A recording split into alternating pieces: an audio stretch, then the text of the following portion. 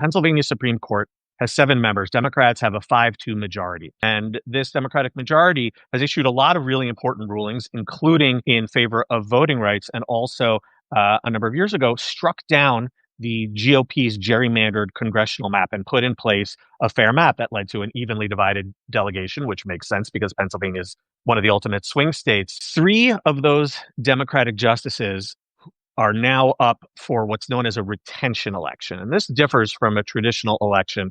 It's used a lot for judges. And in a retention election, voters are simply asked, do you want to keep this person in office for another term? Yes or no. You don't face a candidate against you. You don't have any kind of opponent.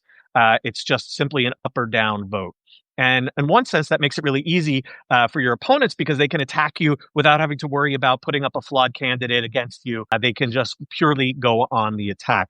But Democrats definitely appear to have the upper hand here. We don't really have any useful polling here. These are very difficult races to poll, but the spending tells a real story. And Democrats had been worried that the richest man in Pennsylvania, conservative megadonor Jeff Yass, would show up with $1 billion at the end and just try to pound Democrats. And that never happened.